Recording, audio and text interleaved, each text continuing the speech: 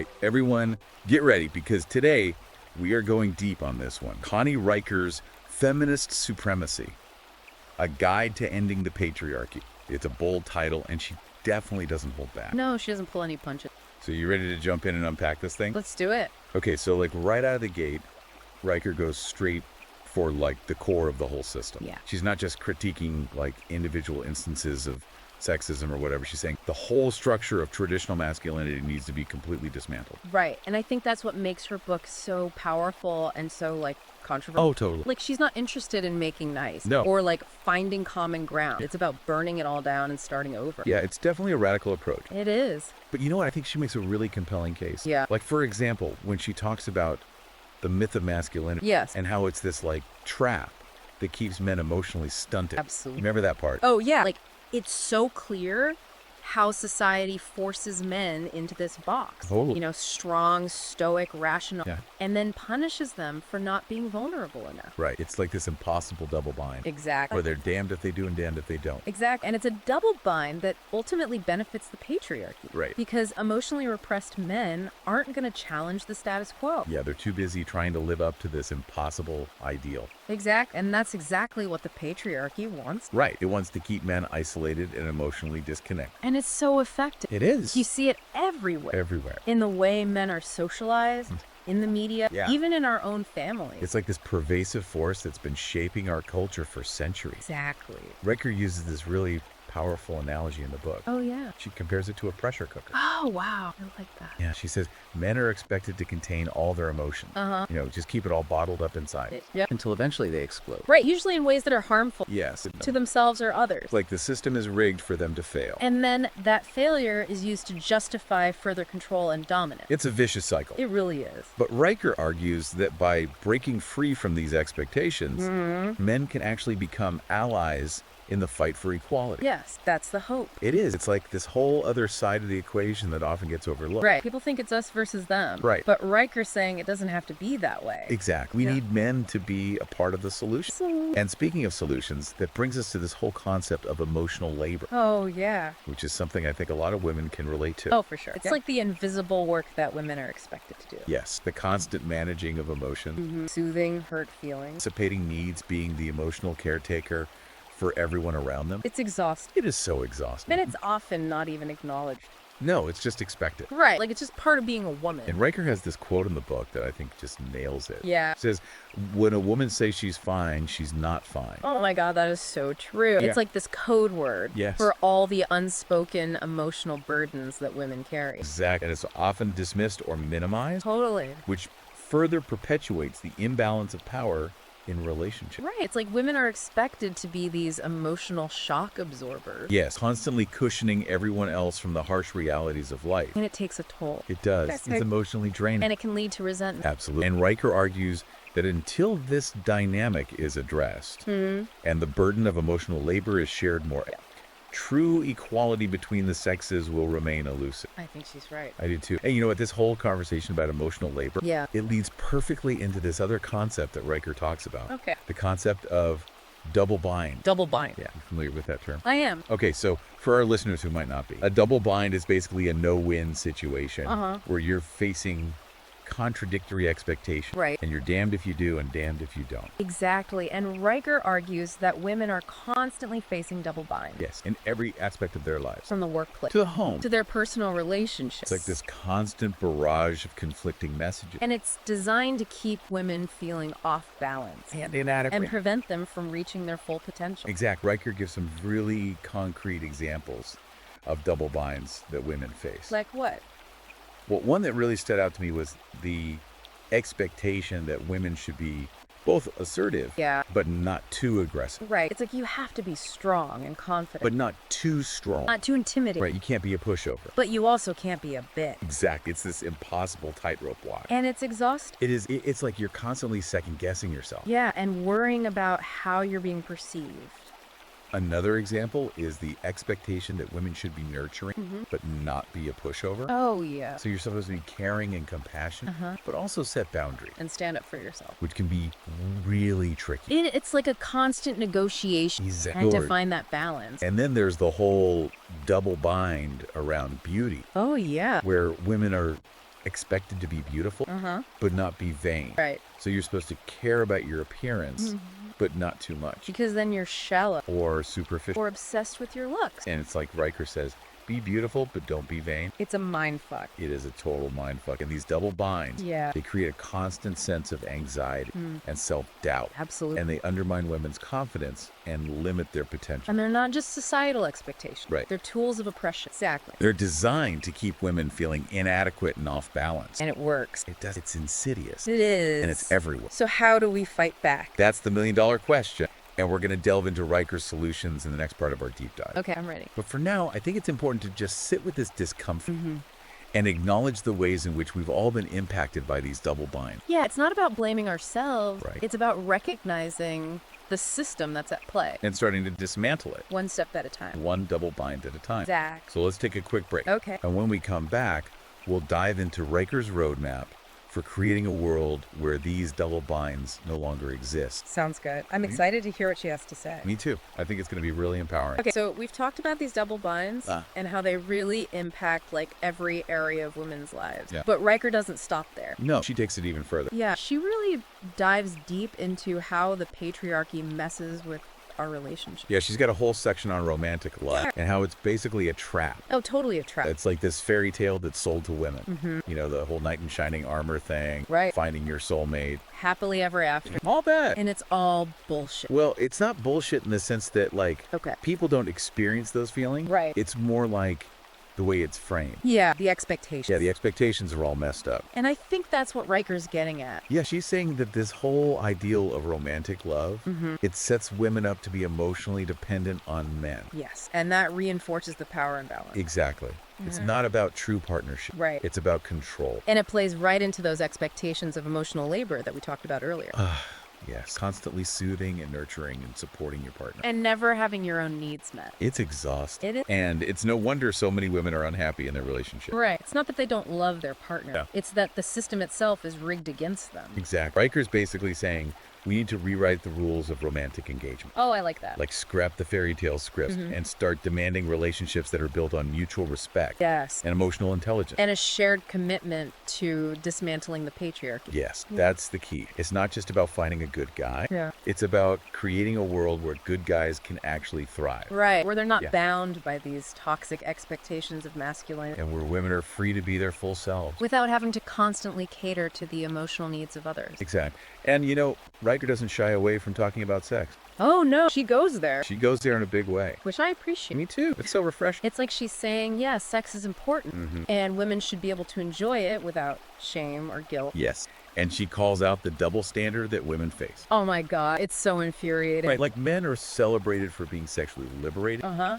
but women are shamed and slut-shamed for expressing their desire. And it's all about control. Exactly. Yeah. It's about keeping women in a state of fear and submission. And it starts so young. It does. It's like we're taught from a very early age that our sexuality is something to be ashamed of. And that our bodies are not our own. Right. That they belong to men, Or to society. to the patriarchy. Exactly. But Riker's like, no, fuck. Women are entitled to their own pleasure and their own sexual agency. Yeah, and she advocates for a sex-positive culture where women are free to explore their sexuality without judgment. And without fear. And it's not just about pleasure. Right. It's also about sexual health. Yes. And reproductive rights. Having access to comprehensive sex education, to safe and affordable contraception. To abortion. It's about owning our bodies Yes. and making informed choices without being dictated by patriarchal institutions. Riker's adamant that access to reproductive health care is essential for women's liberation. Absolutely. It's about reclaiming control over our own bodies and destinies. And speaking of control, that leads us to Riker's discussion of motherhood. Oh, yeah, that's a big one. It is. And she really challenges the idea that it's some kind of inherent biological destiny for all women. Yeah, she deconstructs that whole motherhood is bliss narrative. Right. It's like we're bombarded with these messages that our worth is tied to our ability to And reproduce. if we deviate from that script, We're made to feel like failures. or selfish, like we're somehow less than. Exactly. But Riker's like, no. Yeah. Motherhood should be a choice, not an obligation. And women who choose not to have children or who struggle with it Yeah. deserve just as much respect and support as those who embrace Absolutely. It's about recognizing that there are many different paths to fulfillment. and that no one path is right for everyone. Exactly. And Riker doesn't romanticize the experience of motherhood either. No, she keeps it it real. She does. She talks about the exhaustion, the self-doubt, the societal pressures. And how those demands can limit women's opportunities in other areas of their lives. Yeah, it's not all sunshine and roses. No, it's hard work. And it's often thankless work, Especially within this patriarchal structure. where women are still expected to do the majority of the childcare, And the housework. even if they're also working full-time jobs. It's like we're set up to fail. But Riker's saying we don't have to accept that. No. We can challenge these expectations And create a world where motherhood is truly valued. and support, And where women have the freedom to choose their own paths. whether that includes motherhood or not. Exact. And you know what else I appreciate about Riker's take on motherhood? What's that? She really goes after the media's role in perpetuating these unrealistic expectations. Oh, yeah. You know, those picture-perfect images of glowing, effortlessly graceful mothers? Who somehow managed to have it all. It's all bullshit. It is. It's like this carefully curated fantasy. That sets women up for failure. Exactly. Because no one can live up to that. And it makes us feel like we're not good enough. Like we're not doing it right. But Riker's like, no, Yeah. fuck those images. Reject those narratives. Define motherhood on your own terms. Embrace the messy, The challenges. the beautiful complexities of this experience. Motherhood is not a one-size-fits-all experience. And it's certainly not something to be ashamed of No, it's something to be celebrated. in all its messy glory. Exactly. And you know what? This whole conversation about motherhood, Yeah. it's part of a larger conversation about how the media perpetuates harmful stereotypes about women in general. Oh my God, yes, it's everywhere you look. Women are constantly objectified, Reduced to their physical appearance. portrayed as shallow or vapid Or hysterical. or over-emotional. Bitchy. It's like these images are constantly telling us that our value lies solely in our attractiveness. And that our thoughts and feelings and ambitions are secondary. And it's not just the media. Right. It's also our education system, Our religious institutions. our legal system. The patriarchy is everywhere. It's like this invisible force field. That's constantly trying to keep us down. But Riker's saying we can break through that force We field can dismantle the patriarchy. and create a world where women are truly free and equal. But it's gonna take work. It is. It's going to take a lot of work. And it's gonna be uncomfortable. Yeah. But it's worth it. It is.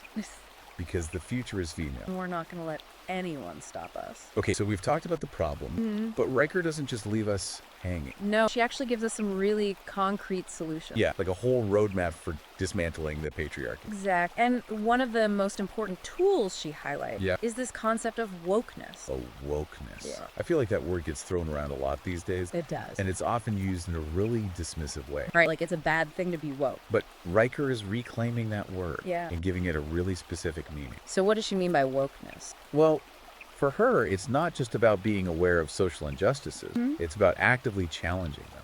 Okay, so it's not just about like reading the right books or Right. following the right people on social media. It's about taking action. Right, doing the work. Yeah, and that work starts with unlearning all the patriarchal programming Okay. that's been ingrained in us since childhood. So it's like a process of deprogramming. Exactly. It's about recognizing our own privilege, understanding how we might be complicit in upholding systems of oppression, Yeah. and then actively working to dismantle them. And that's not always easy. No, it's not. It can be really uncomfortable. Confront our own biases. Challenge the status quo. To speak out against injustice. But it's necessary It is. if we want to create a better world.